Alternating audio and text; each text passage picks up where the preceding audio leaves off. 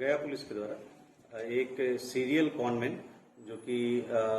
लगातार कई जगहों पर बेवकूफ़ बना करके धोखाधड़ी करके वहां पे लोगों से पैसा वसूली करता था। खास करके थानों में गलत रिपोर्ट लिखा करके जो पैसे का वसूली करता था, उसकी गिरफ्तारी की गई है। एक व्यक्ति है जो कि कल सिविल लाइन थाना में पहुंचता है और अपने आप को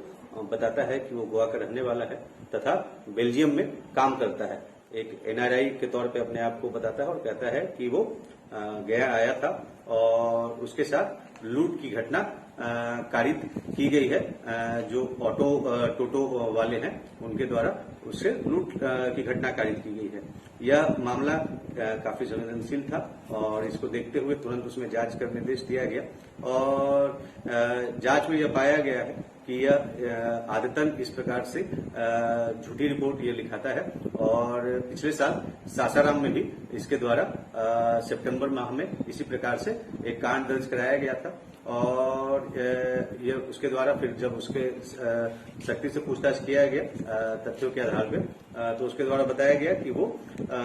उसके माता पिता नहीं है और उसके द्वारा इसी प्रकार से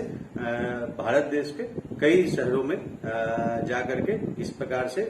रिपोर्ट लिखाया जाता है और वहां पर कई बार रिपोर्ट नहीं लिखाने के नाम पर पैसा उनसे लिया जाता है या कई बार सहानुभूति पूर्वक लोगों से पैसा लेते हैं और इसी प्रकार से इनका जो जीवन यापन है वो चल रहा था। इनके द्वारा सासाराम टाउन थाना में पिछले वर्ष